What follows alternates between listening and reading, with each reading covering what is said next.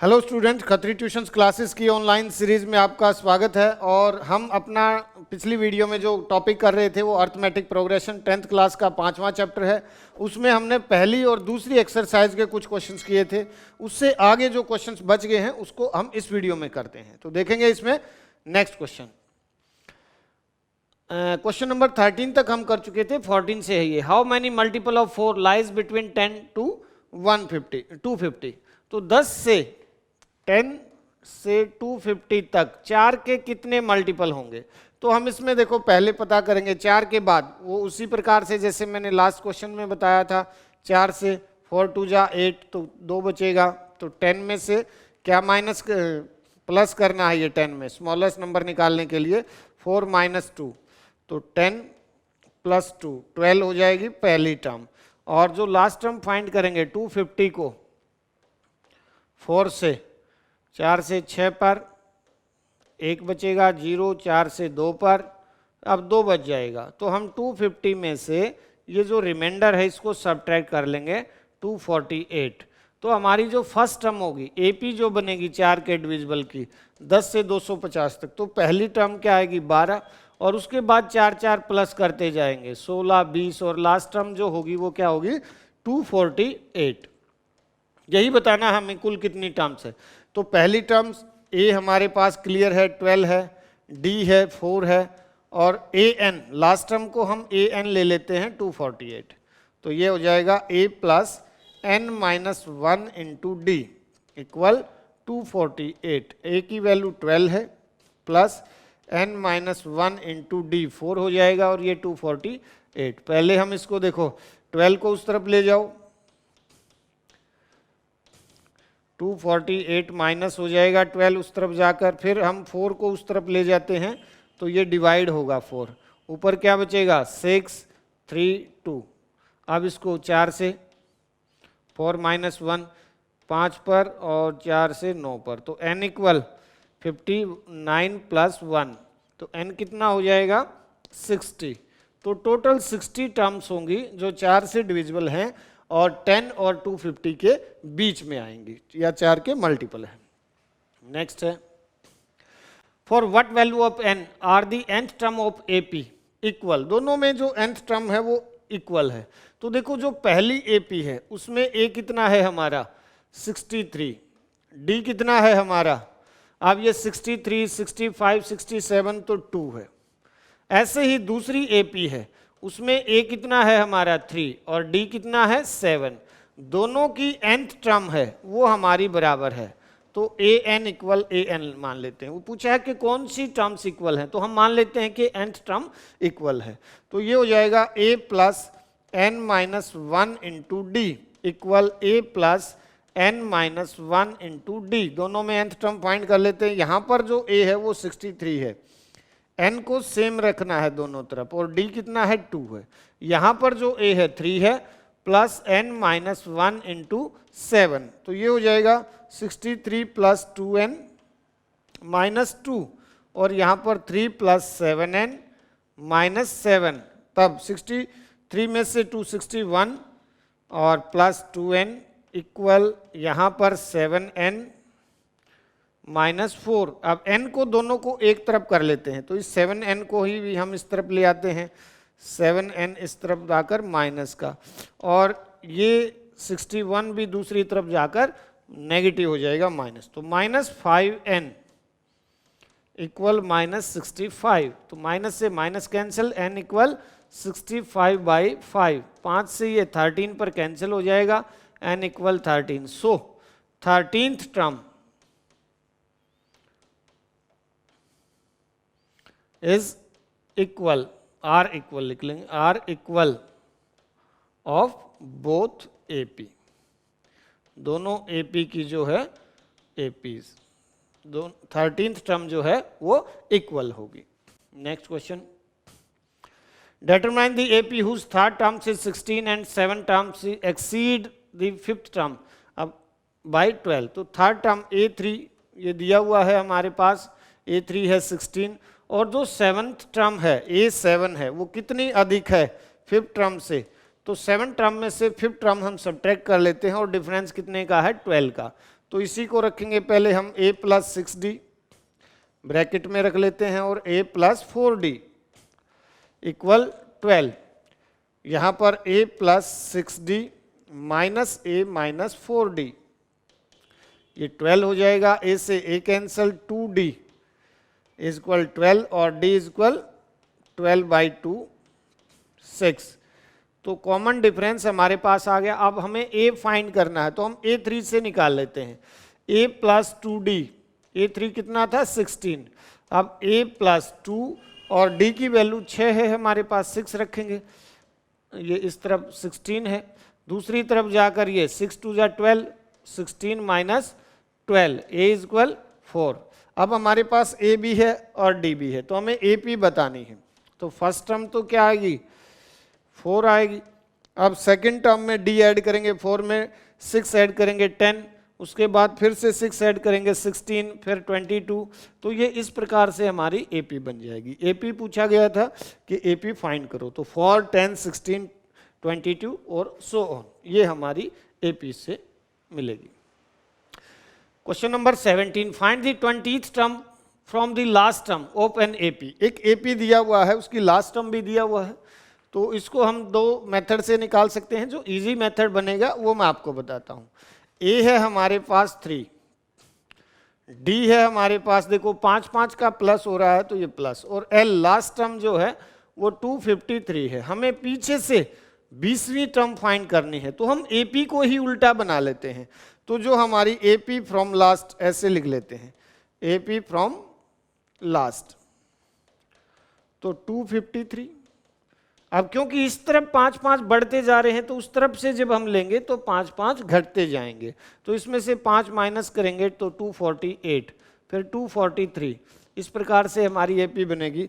अब जो है लास्ट टर्म से हमारा फर्स्ट टर्म क्या आ गई पीछे से 253, और D जो होगा -5, N कितना है 20, हमें पीछे से 20वीं टर्म निकालनी है तो हम A20, A plus 19D, A की वैल्यू है हमारे पास 253 और 19 इंटू -5, तो मल्टीप्लाई 253, 19 को 5 से 95 माइनस करो, 13 में से 5 8 बचेंगे, ये 5 बचेंगे 158।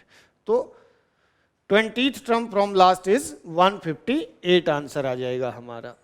नेक्स्ट 18 क्वेश्चन देखो, the sum of the 4th and 8th term of an AP 24 and sum of 6th and 10th term of an AP 44। तो हमें पहली 3 टर्म फाइंड करनी है। देखो पहले क्या है, A4 प्लस A8, इन दोनों का सम कितना है 24, फिर A6 प्लस A10, इन दोनों का सम कितना है 44। पहले A plus 4D, A plus 3D plus A plus 7D 24, और इसको भी कर लेते हैं A plus 5D plus A plus 9D equal 44। ये दो इक्वेशन होगी, या तो ऐसे कैसे इसमें सब्ट्रैक्ट कर लो, नहीं तो एक बार और इजी कर लेते हैं। 2A प्लस 10D, पहले में 24 और 2A प्लस 5D 14D हो जाएगा, ये होगा हमारा 44। तो सब्ट्रैक्ट कर लो इसमें माइनस पहली इक्वेशंस में से, तो A कैंसिल हो गया, ये हमारे पास -4D और -20, तो माइनस से minus cancel, D is equal 20/4, 4 से कितने पर, ये 5 पर, तो D आ गया हमारा 5। अब D जो हम इनमें से दोनों में से किसी एक इक्वेशन में, मान लिया ये इक्वेशन फर्स्ट बनाई हमने, ये इक्वेशन सेकंड, तो हम पहली इक्वेशन में D की वैल्यू पुट कर लेते हैं। तो ये है हमारा 2A प्लस 10 और D की वैल्यू हमारी 5 है, इक्वल कितना था 24। 2A plus 50 equal 24, 2A equal 24 minus 50, तो A इज इक्वल ये कितना आएगा 26 और 2 उस तरफ जाकर डिवाइड, तो A इज इक्वल -13। अब हमारे पास A भी है और D भी है, तो हम AP बता सकते हैं। देखो AP जो होगी हमारी पहली टर्म तो कितनी होगी -13, दूसरी टर्म इसमें हमने 5 ऐड करना है तो -8 आ जाएगा, फिर 3 आ जाएगा। तो ये पहली 3 टर्म्स होंगी इसमें। जब फर्स्ट टर्म और कॉमन डिफरेंस आ जाता है तो हम कोई भी टर्म्स इजीली निकाल सकते हैं। Question number 19, Subbarao started work in 1995 at an annual salary rupees 5,000 and received an increment of rupees 200 each year. In which year did his income reach rupees 7,000? देखो उसने उसकी सैलरी लिख लेते हैं हम। सैलरी इन 1995 इज 5,000 रुपये है। फिर हर साल 200 रुपये बढ़ गया। 1996 5,200 हो जाएगी। सैलरी इन 1997 ये 5,400। तो इस प्रकार से ये एक एपी बनेगी जिसमें पहली टर्म 5,000 है, फिर 5,200 है, 5,200, फिर 5,400 और ऐसे लास्ट में कितना है 7,000। ये बताना है कि उसकी कब हो जाएगी। तो ए है हमारा 5,000, डी है हमारा 200, कॉमन डिफरेंस आ जाएगा, और एल को हम लास्ट टर्म ले लेते हैं 7,000। कितने टाइम बाद? तो A plus N minus 1 into D equal L. A की वैल्यू 5,000 प्लस एन हमने निकालना है और डी है 200, और यहाँ पर ये 7,000 हो गया। 5,000 उस तरफ जाकर माइनस हो जाएगा, तो 7,000 में से 5,000 माइनस करेंगे तो 2,000 बचेगा। n माइनस 1, 2,000 और 200 उस तरफ जाकर डिवाइड, तो ये 10 पर कैंसिल हो जाएगा। n इक्वल 10 और ये 1 उस तरफ जाकर प्लस, तो n इक्वल 11। तो 11th ईयर में, आफ्टर 11th 10 ईयर के बाद 11th ईयर में, सो इन 11th ईयर, अब देखो 11th ईयर कब आएगा? 1995 के बाद 11th। इसमें भी स्टूडेंट्स अक्सर गलती करके 2006 कर देते हैं, जबकि ये क्या होगा? इन 2005 his salary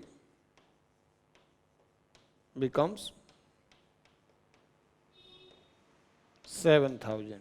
ठीक है, क्योंकि 1995 के बाद 11वें साल में, इसमें ये 1995 भी काउंट करना हमने। ठीक है, तो 2005 में उसकी सैलरी जो है कितनी हो जाएगी? 7,000 हो जाएगी। नेक्स्ट और लास्ट क्वेश्चन है इस एक्सरसाइज का। Ramkali saved ₹5 in first week of a year and then increase his her weekly saving by ₹1.75। तो कितने सप्ताह बाद उसकी, ये भी सेम वैसा ही क्वेश्चन है जैसे पीछे वाला क्वेश्चन था। तो इसमें भी हम देखो ए तो उसकी स्टार्टिंग सेविंग ले लेते हैं 5, और डी उसका जो जितने डिफरेंस है उसने बढ़ाना शुरू किया, और लास्ट ₹20.75 उसकी सैलरी सेविंग कब हो जाएगी ये निकालेंगे। तो लेट आफ्टर nth वीक हर सेविंग बिकम्स ₹20.75। तो इसमें देखो एल को A plus N minus 1 into D equal ₹20.75। A की value 5 plus N minus 1 into D 1.75 equal ₹20.75। तो पहले तो 5 को उस तरफ ले जाएंगे हम, तो ₹20.75 में से अगर हम ₹5 सब्ट्रैक्ट करेंगे तो ये आ जाएगा हमारा n-1 इंटू 1.75, और इस तरफ कितना आ जाएगा?